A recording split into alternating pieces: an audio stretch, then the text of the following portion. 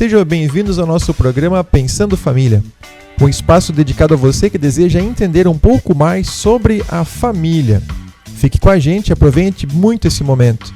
Eu sou o pastor Alexandre, professor e pastor do Colégio Concórdia de Santa Rosa, e cada semana teremos um convidado com conhecimento sobre algum aspecto importante da relação familiar, a educação e a vivência pessoal. Então, bom proveito e não esqueça de compartilhar e deixar seu comentário para que possamos fazer sempre mais e melhor.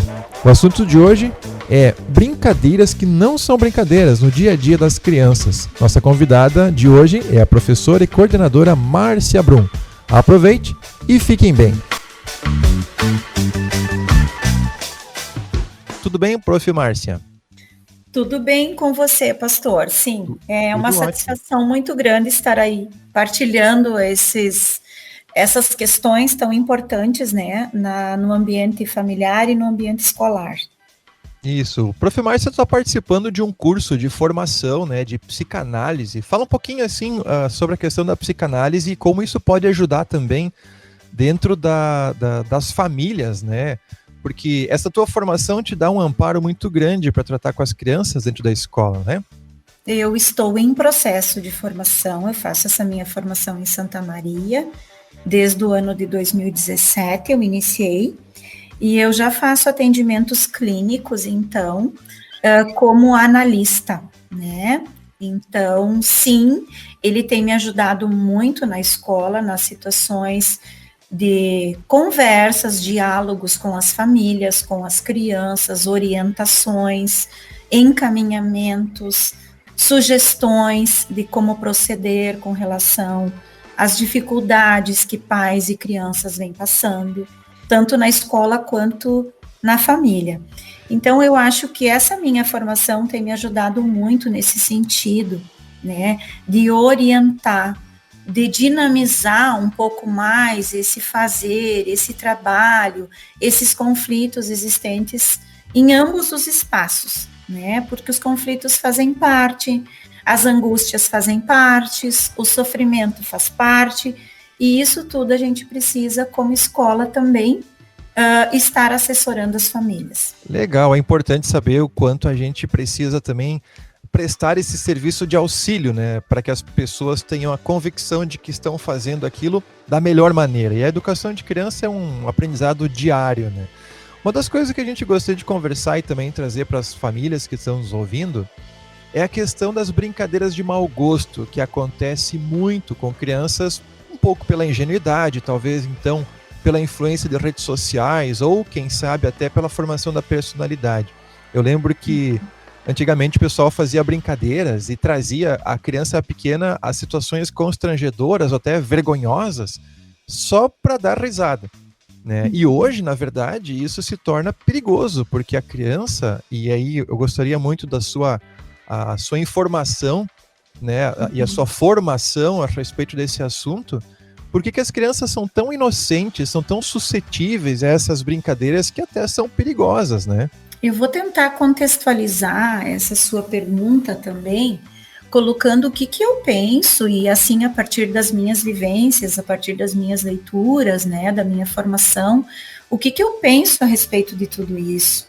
Porque eu vejo que, de um certo modo, nos últimos tempos, o mundo vem passando por um processo acelerado de transformações, são muitas mudanças nas configurações familiares, mudanças de valores, pais assumindo cada vez diferentes papéis. Hoje há uma inversão de papéis muito grande, filhos fazendo papéis de pais, filhos mais velhos realizando papéis de pais e mães, pais fazendo o papel de pai e mãe, e assim sucessivamente. E todas essas mudanças, a gente percebe que elas são necessárias. Por quê? Porque a sociedade, de uma certa forma, ela vem evoluindo muito. A cultura vem se solidificando, tudo é muito transitório, tudo é muito passageiro e muito rápido. E isso tudo acaba levando o ser humano a atravessar por uma série de crises de referências, né? Crise de referenciais, e Muitas dessas crises, elas são devastadoras no processo de organização, de estruturação da subjetividade de uma criança que está em processo de formação. E, consequentemente, também no modo de educar. Então, o que eu quero reforçar? Que as mudanças, sim, elas são necessárias. Nós precisamos educar para o nosso tempo, o tempo que nós temos, as crianças que nós temos hoje. E eu gosto de usar o exemplo sempre do primeiro ano. Crianças do primeiro ano, de 6 anos. Crianças do primeiro ano é sempre uma incógnita. A gente nunca sabe que tipo de crianças nós vamos estar recebendo. Cada ano é uma incógnita. Quem são essas crianças? Quais são os seus desejos? Quais são as suas angústias? Quais são as suas dificuldades, né? Quais são as suas vivências? E nós precisamos, enquanto professores, coordenadores, equipe de escola, estar informados, estar a par de quem são as nossas crianças. Nós não podemos tratar as nossas crianças como nós tratávamos há anos atrás. Nós precisamos educar para o nosso tempo. E aí que vem a questão que você coloca também, por que as crianças estão suscetíveis? Por quê? Porque a gente percebe que os papéis das figuras paternas e maternas vêm mudando muito. Principalmente, eu gostaria de reforçar, sempre se fala da figura materna, mas pouco se fala da figura paterna. E eu gostaria de centralizar que a figura paterna, ela tem um papel muito importante na questão da organização da lei, pois ao mesmo tempo em que o pai precisa ensinar a privar, a limitar, ele ao mesmo tempo precisa proteger e amparar. E a relação, a sincronia entre a lei e entre o amparo é essencial à formação humana na convivência na sociedade. Se as crianças são privadas da lei e do amparo, o que acontece? Elas acabam poderão se tornar as próprias leis e, portanto, não se sentem amadas e protegidas. Então, elas podem, sim, humilhar, escravizar, enganar. Elas não são amparadas, protegidas, amadas, e, portanto, acabam se tornando, sim, alvo fácil para outras crianças, para adolescentes e até mesmo um adulto. Então, a gente vê hoje muitos adultos que não seguem regras, que estacionam em locais proibidos, que atravessam o sinal vermelho, que bebem e depois dirigem, que não respeitem limites de velocidade. Aí eu te pergunto, pastor, que tipo de exemplos esses adultos, que também são pais, estarão dando para seus filhos? Como essas crianças, educadas desse modo, não estarão suscetíveis ao perigo? Que proteção essas crianças têm? Os pais, eles precisam, de uma certa forma, ser espelhos para os filhos. Pais fragilizados diante do seu papel de amparar, de ao mesmo tempo regrar, estarão sim criando filhos debilitados, frágeis, carentes e até mesmo inconsequentes. Se a lei humaniza o homem e lhe dá o amparo de que tanto necessita, o que ocorre quando ele falha? Resultado, vou reforçar. Crianças fragilizadas, carentes, inseguras, dependentes, alvo fácil para serem influenciadas. Se a criança fica desamparada, o medo, o pânico, o vazio encontra espaço suficiente para se instalar, pois a situação não parece oferecer benefícios ao sujeito, ficando assim a criança muito suscetível e vulnerável a qualquer tipo de perigo iminente. O pai sim precisa cuidar, precisa proteger, precisa amparar. Eu acho que está na hora de rever os conceitos, de rever os papéis, principalmente das figuras paterna e materna nesse sentido. Interessante, Márcia, que essa tua experiência traz para nós uma referência adulta como algo necessário. E por vezes as pessoas estão criando, né? Algumas famílias, na verdade, não são todas, a gente também tem que fugir da ideia de generalizar. Com certeza. Mas existe uma falta de referência adulta quando a criança percebe que o pai erra. Mas o pai dizer que erra é algo nobre, para que a criança perceba que é possível também conviver com o erro. Mas tem pais, e essa referência é muito legal, que pais que perdem a autoridade diante do filho porque erram deliberadamente e acreditam que isso é uma coisa bonita de se fazer diante da criança. E não é. Aí se cria justamente uma falta de legalidade, como tu acabou de falar, e traz à criança a vulnerabilidade. Bem importante essa questão. E essa vulnerabilidade coloca a criança como se ela estivesse sem a proteção natural, que é a referência do adulto, diante de um perigo muito grande, que são as redes sociais. Quando a gente olha para as redes sociais, né, e aí vem a maneira como as crianças elas conduzem a própria vida hoje em dia, tomando as suas próprias decisões, porque acabam tendo que ser a própria lei, como é que tu falou antes, ela leva a criança a seguir algumas orientações das redes sociais, né? Por que a criança faz isso? Eu entendo que a gente pode até procurar aquilo que é um pouco perigoso, procurar aquilo que não pode fazer, porque aí cria aquela certa emoção, a adrenalina que se carrega no cérebro quando tu faz alguma coisa perigosa. Mas tem coisas que são inconsequentes mesmo, né? E a criança faz isso por quê? Porque ela tem isso na personalidade, talvez, eu não sei, ou é modismo mesmo das redes sociais? Pastor, eu acho que vem muito da questão, aquilo que eu falei, da figura paterna e materna, da questão do amparo, do zelo, da proteção, do cuidado, né? Pais, todos os pais erram, mas há uma diferença entre o erro, entre errar e reconhecer que errou, e dizer e falar, explicar para o filho que o pai, muitas vezes, não é um modelo a ser seguido todo o tempo, mas porque o pai também erra. O pai também atravessa, às vezes, um sinal vermelho, sim, porque ele está com pressa, ele precisa chegar no trabalho, e às vezes ele erra, mas precisa ser dito isso. Precisa ser oficializado, externalizado para a criança que o pai, sim, ele é um objeto, ele é ele é uma pessoa falha também. Ele não é perfeito, né? E a mídia social, Prof. Márcia? A mídia social faz um desserviço para nós, né? Ela nos ajuda muito, como agora, nesse momento, né? Nos auxilia muito, mas também precisa estabelecer certos critérios para uso, ainda mais as crianças que estão em processo de formação e estruturação da sua personalidade. É preciso, de uma certa forma, redobrar os cuidados, né?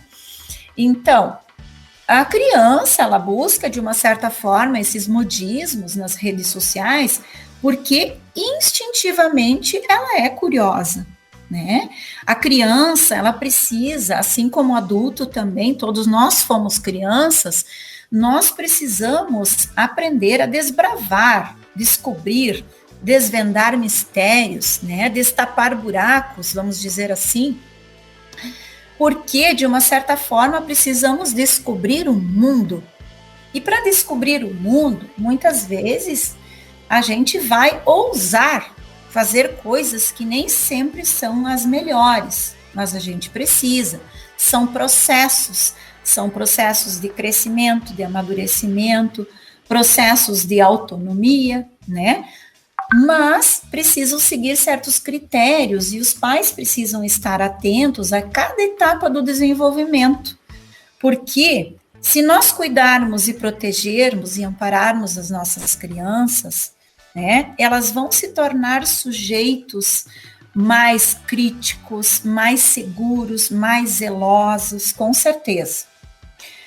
Elas, crianças, seguem certos modelos, né? Pais e mães são modelos, super-heróis são modelos, né? O que o super-herói, o meu ídolo de rap, o meu cantor favorito, a minha atriz favorita, são modelos a serem seguidos. E nas mídias existem modelos positivos e modelos não tão legais, vamos dizer. Não podemos dizer que são negativos em tudo, mas não são modelos a serem seguidos. Por quê? Porque cada família tem o seu valor, aquilo que a sua família espera. E muitas vezes essas pessoas não são referências de valores para nós, mas as crianças seguem, elas buscam modelos, né? Então, essas pessoas, elas vão seguir dependendo do tipo de vinculação que essas crianças tiveram inicialmente. Volto a falar primeiramente da vinculação primária. Que tipo de pai, que mãe foi essa? O que foi oferecido? Foi oferecido um bom começo? Essa criança recebeu amor, recebeu afeto, recebeu amparo, cuidado, limites? Se ela recebeu tudo isso, ela vai ter como referência essas pessoas, no caso, os pais, os familiares. E se a partir desse investimento que foi ou não dado, vai aceitar sim o apoio, o cuidado, o diálogo, a proteção dessas pessoas. Caso contrário, ela terá dificuldade em confiar e pedir ajuda. Eu gosto muito do que uma psicopedagoga argentina, que se chama Laura Gutman, e ela diz assim: a criança pequena precisa, para seu conforto e sua saúde afetiva e física, de uma mãe ou de uma mulher maternante suficientemente amorosa e disponível. Aqui ela fala em mãe, mas eu falo em figura materna e paterna, porque nós temos lares que só têm pais, nós temos lares que só têm mães, nós temos configurações familiares diferentes. Então, nós precisamos levar isso em consideração e, sim, fazer a maternidade, ter a maternidade suficientemente amorosa e disponível.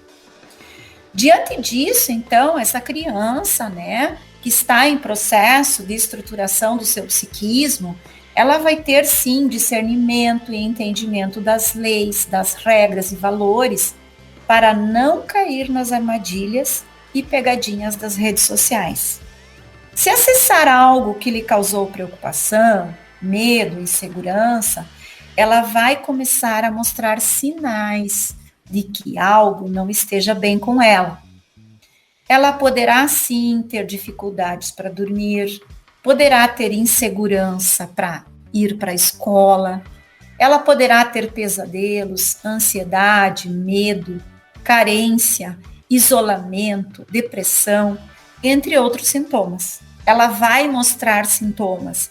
E, na maioria das vezes, quem enxerga os primeiros sintomas é a própria escola.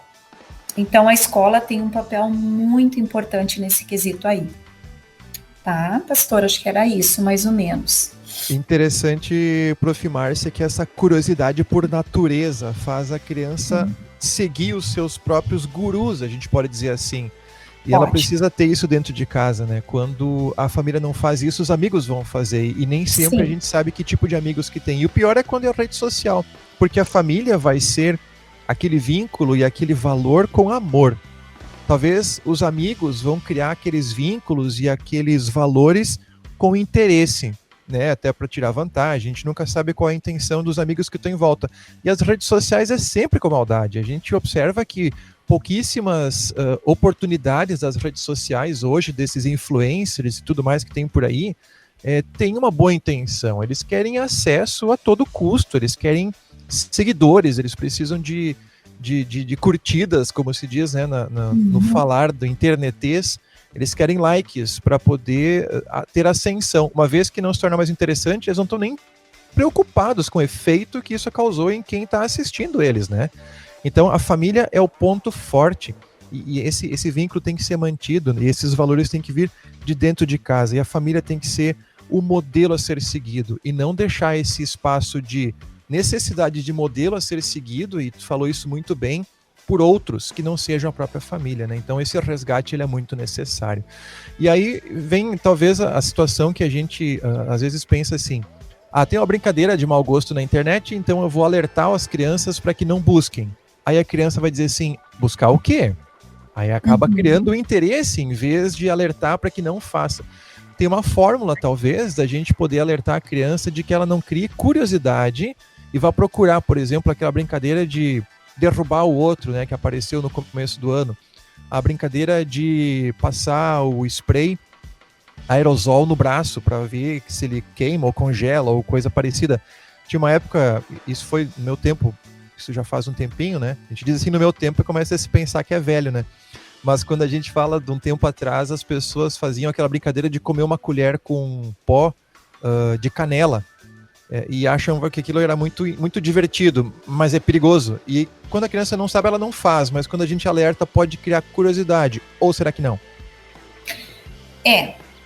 Depende da criança, depende da criação dela, depende das referências, como eu falei bastante, né, das referências materno e paterno, o que pode, o que não pode. Enfim, cada caso é um caso. Mas sim, a curiosidade é algo inato da criança, né? E, pastor, infelizmente não tem como nós protegermos as nossas crianças totalmente dos perigos da vida, né? Como as armadilhas das redes sociais. A gente não tem como. E o ideal o que a gente precisa fazer? O ideal é preparar ela para um enfrentamento disso tudo. Não podemos pensar que, de uma certa forma, nós vamos estar sempre com os nossos filhos para protegê-los de todos os perigos. É ilusão pensarmos desta forma. Os perigos são reais, eles existem. As pessoas também podem ser cruéis, injustas e maldosas. Podemos sim alertar as nossas crianças, acompanhá-las, sinalizar os perigos, explicar como as pessoas são, o que fazem. Sugiro o diálogo aberto, esclarecedor, sempre, com todas as dúvidas. É papel da família, com o apoio da escola, é fundamental essa aliança. E reforço, não tem como nós protegermos as nossas crianças o tempo todo. A sociedade, o mundo lá fora é cruel.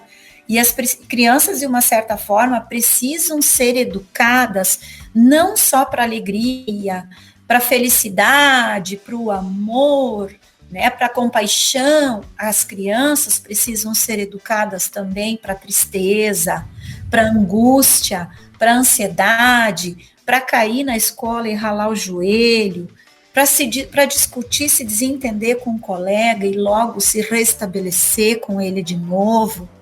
Assim é a vida. Nós precisamos ensinar as crianças a viver uma vida como assim ela é, e não causar uma ilusão e uma falsa impressão de que tudo é belo, tudo é maravilhoso e que nada é perigoso. Então, nós precisamos sim educar para o nosso tempo, educar para o tempo cruel, o tempo difícil, o tempo perigoso. Sim, precisamos ensiná-las a isso também. Finaliza, né, essa nossa entrevista com uma frase que ela é impactante e talvez ela poderia resumir toda a nossa conversa. Não tem como proteger na totalidade, mas é necessário diálogo para ensinar a se defender.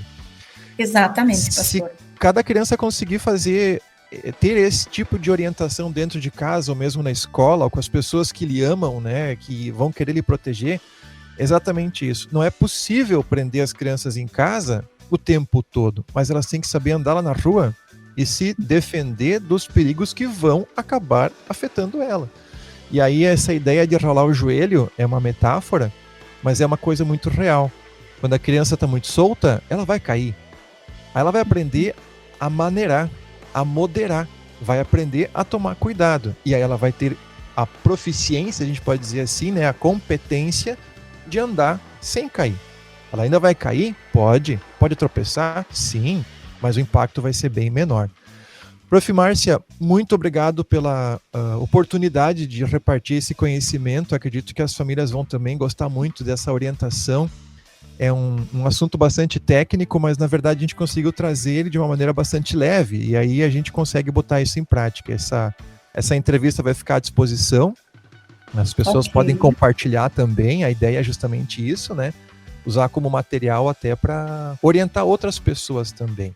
Então, da minha parte, assim, obrigado pela participação. A gente vai fazer mais momentos, com certeza, vários outros assuntos vão aparecer, e esse teu conhecimento tem que ser utilizado para poder auxiliar muito as famílias. Eu que agradeço, pastor, a oportunidade. No que tiver outra oportunidade, com certeza quero compartilhar, quero aproveitar também. Tá? Muito obrigada mesmo. Certo.